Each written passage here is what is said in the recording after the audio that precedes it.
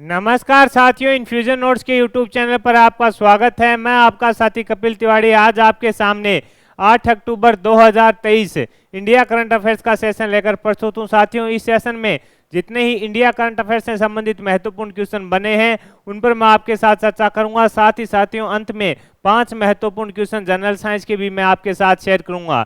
ये उन सभी प्रतियोगिता परीक्षा के लिए समान रूप से उपयोगी रहेंगे जिनमें जनरल साइंस पूछी जाती है, चाहे दिल्ली पुलिस कांस्टेबल हो, एसएससी हो, रेलवे हो, रीट हो या फर्स्ट ग्रेड का जो प्रथम पेपर होता है साथियों उसमें भी जनरल साइंस पूछी जाती है। सेशन पसंद आए तो इसे लाइक व शेयर जरूर कीजिएगा। इन्फ्यूजन नोट्स के यूट्यूब चैनल को लाइक व सब्सक्राइब कीजिएगा। शुरुआत करेंगे साथियों अपने सेशन की। पहला क्वेश्चन आपके सामने है। आपसे पूछा गया है कि हाल ही में 13,000 वर्ग फीट में फैले इंटरनल गांधी म्यूजियम को कहां खोला गया है? तो आंसर होगा अमेरिका में। इंपॉर्टेंट क्वेश्चन रहेगा, भारत के बाहर है जो साथियों खोला गया है, तो प्रश्न आपसे पूछा जा सकता है। इंपॉर्टेंट क्वेश्चन रहेगा। आपसे पूछा गया है कि 13,000 वर्ग फीट में फैले इंटरनल गांधी म्यूजियम को भारत के बाहर कहां खोला गया है? तो आपका आंसर होना चाहिए अमेरिका में है जो साथियों इसको खोला गया है। इसमें क्या होगा कि गांधी जी की प्रतिमा भी लगाई गई है और उसको लोगों को है जो गांधी जी के जो विचार थे उसके बारे में जानकारी देना है उद्देश्य रहेगा। अमेरिका में गांधी जी को समर्पित संग्रहालय को ह्यूस्टन में खोला गया है। ये भी अपने को स्थान पूछे तो ह्यूस्टन स्थान है उस पर खोला गया है। मोस्ट इंपॉर्टेंट क्वेश्चन रहेगा साथियों, पूछा जा सकता है कि 13,000 वर्ग फीट में फैले इंटरनल गांधी म्यूजियम को कहां खोला गया है? तो आंसर होगा अमेरिका में। इंपॉर्टेंट क्वेश्चन रहेगा, पूछा जा सकता है। आगे बढ़ेंगे साथियों। अगला क्वेश्चन आपसे पूछा गया है, शांति का नोबेल पुरस्कार 2023 किसे दिया गया? लगा लो स्टार साथियों, इंपॉर्टेंट है, लिख लो, छपेगा। ये क्वेश्चन आपसे जरूर पूछा जाएगा। इस क्वेश्चन में कुछ खास है वो मैं आपके साथ जानकारी शेयर करूंगा अभी।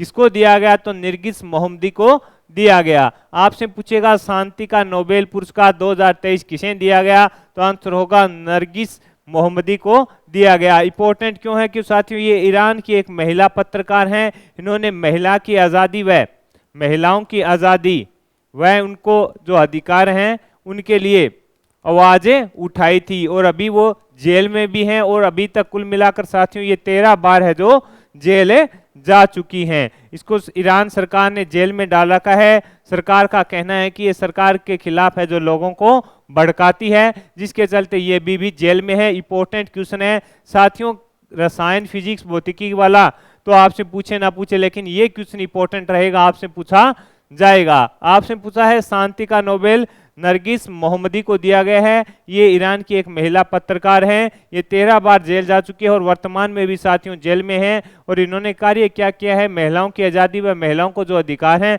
उनको दिलाने के लिए प्रयास किया है। मोस्ट इंपॉर्टेंट क्वेश्चन है, पक्का आपसे आगामी प्रतियोगिता परीक्षा में ये क्वेश्चन पूछा जाएगा। आगे बढ़ेंगे, अगले क्वेश्चन पर बात करेंगे। अगला क्वेश्चन आपके सामने है। आपसे पूछा गया कि हाल ही में भारत यूरोपियन यूनियन की 7वीं साइबर वार्ता है जो कहां आयोजित हुई? ये भी इंपॉर्टेंट क्वेश्चन रहेगा, पूछा जा सकता है। आपसे पूछा है भारत यूरोपीय यूनियन की 7वीं जो साइबर वार्ता है वो कहां आयोजित हुई? तो ब्रुसेल्स में आयोजित की गई। कब आयोजित की गई ये भी अपने को पता होना चाहिए। तो साथियों आंसर होगा 5 अक्टूबर को आयोजित की गई। 5 अक्टूबर को आयोजित की गई। आपसे पूछे कब आयोजित की गई? 5 अक्टूबर को आयोजित की गई। और यूरोपियन यूनियन में कितने देश सदस्य हैं? तो आपको पता होना चाहिए 27 देश इसके सदस्य हैं। और इसकी स्थापना पूछे तो साथियों 1993 में इसकी स्थापना की गई थी। ये वर्तमान में G20 का भी सदस्य है, ये भी अपने को नोट करना है, इंपॉर्टेंट है, पूछा जा सकता है। आपसे पूछेगा भारत यूरोपीय यूनियन की 7वीं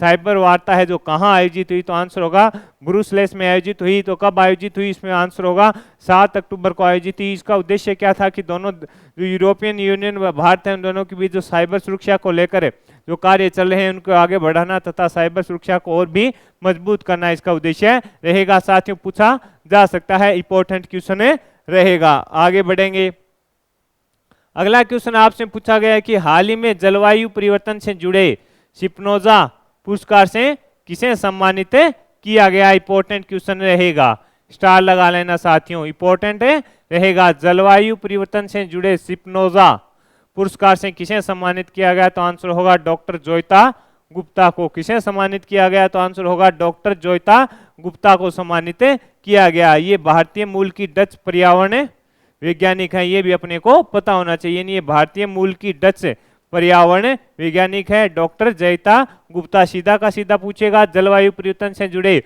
स्पिनोजा पुरस्कार 2023 से किसे सम्मानित किया गया? तो आपका आंसर होना चाहिए डॉक्टर जयता गुप्ता को सम्मानित किया गया। ये भारतीय मूल की डच पर्यावरण वैज्ञानिक है, इंपॉर्टेंट है साथियों, पूछा जा सकता है। आगे बढ़ेंगे, अगला क्वेश्चन आपसे पूछा गया है कि हाल ही में रूस के द्वारा किस मिसाइल का परीक्षण किया गया है? ये क्वेश्चन भी इंपॉर्टेंट रहेगा साथियों।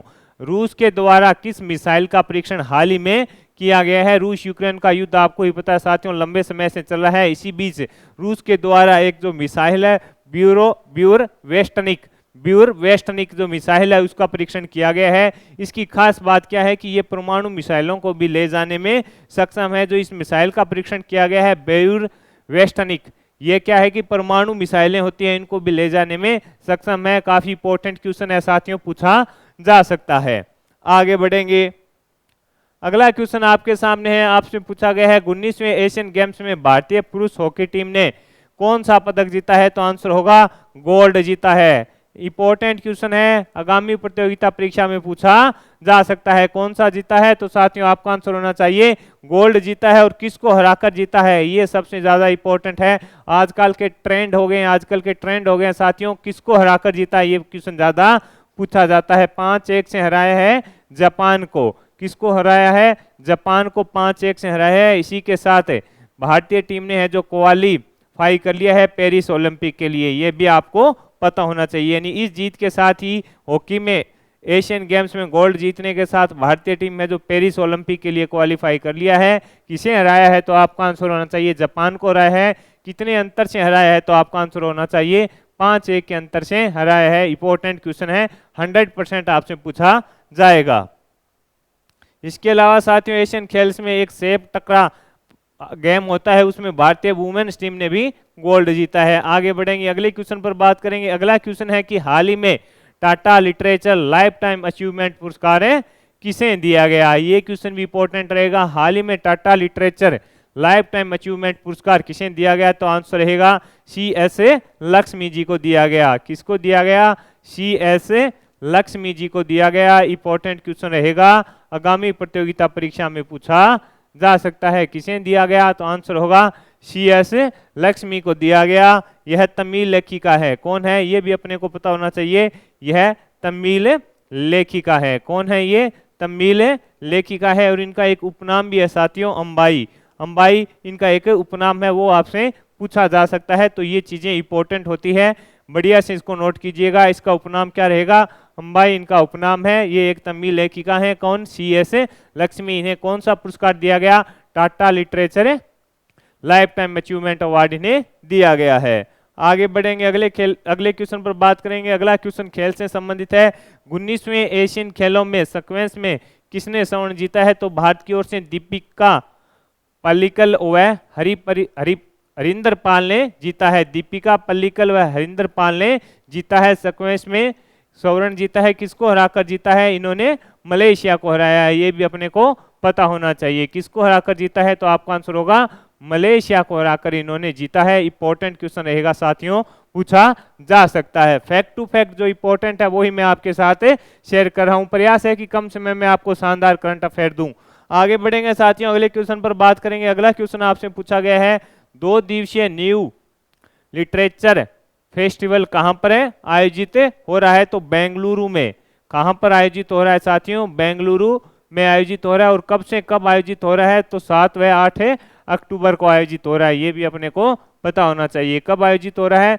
7 व 8 अक्टूबर को आयोजित हो रहा है। कहाँ आयोजित हो रहा है? बेंगलुरु में आयोजित हो रहा है। और इसकी थीम क्या है कि बिना कहानी के बचपन संभव नहीं हो सकता। बिना कहानी के बचपन है जो कभी भी संभव नहीं हो सकता, ये इसकी थीम है। ये भी पूछी जा सकती है। कहां पर आयोजित हो रहा है?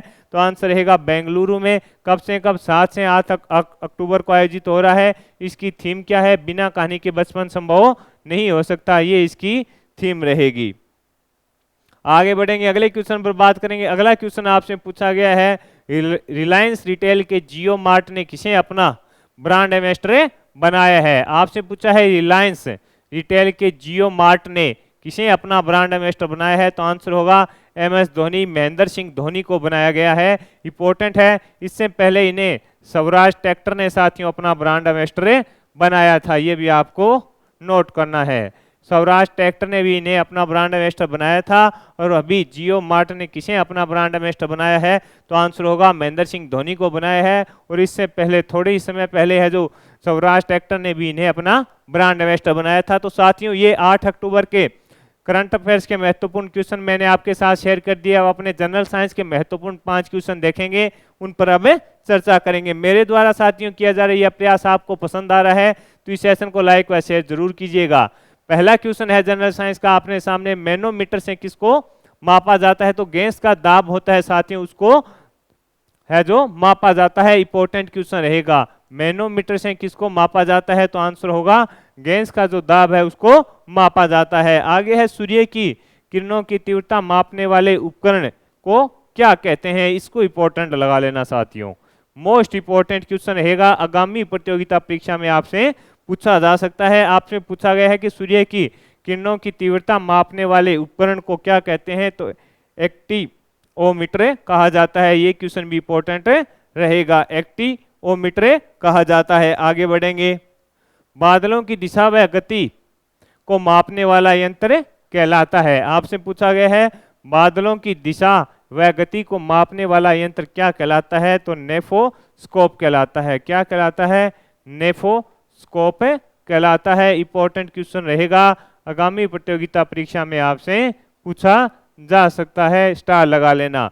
आपसे पूछा है बादलों की दिशा व गति को मापने वाला यंत्र क्या कहलाता है? नेफोस्कोप कहलाता है। आगे है मात्रकों की जो अंतरराष्ट्रीय पत्ती है अस्थायी, उसको कब लागू किया गया? ये क्वेश्चन भी इंपॉर्टेंट है। तो साथियों आंसर रहेगा 1971 में है जो इसको लागू कर दिया गया था। जो अंतरराष्ट्रीय मानक पत्ती है मात्रकों की, उसको कब लागू किया गया? तो आंसर होना चाहिए 1971 में है जो इसको लागू किया गया था। आगे बढ़ेंगे, अगला क्वेश्चन है साथियों इंपॉर्टेंट क्वेश्चन रहेगा, आपेक्षिक घनत्व को मापने के लिए प्रयोग की जाने वाली इकाई कौन सी है? तो इसकी आपेक्षिक घनत्व की कोई इकाई नहीं होती है साथियों, मोस्ट इंपॉर्टेंट क्वेश्चन है। कई बार प्रतियोगिता परीक्षा में पूछा जाता है और अपने इसमें कंफ्यूज हो जाते हैं और इसका आंसर कोई ना कोई जो मात्रक ऑप्शन में दिया होता है उसको टिक कर देते हैं। और इसका आंसर रहेगा कि इसको घनत्व को आपेक्षिक घनत्व है उसको मापने की कोई भी इकाई नहीं होती है। तो साथियों ये 5 क्वेश्चन थे और इसके अलावा जो करंट अफेयर्स का सेशन था इंडिया, वो मैंने आपके साथ शेयर किया। मेरा प्रयास रहा कि मैं आपको एक ही सेशन में जनरल साइंस से भी अपडेट कर दूं और करंट अफेयर्स से भी अपडेट कर दूं। मेरे द्वारा किया जा रहा है यह प्रयास आपको पसंद आए तो इस सेशन को लाइक व शेयर जरूर कीजिएगा। इन्फ्यूजन नोट्स के यूट्यूब चैनल को लाइक व सब्सक्राइब कीजिएगा। धन्यवाद।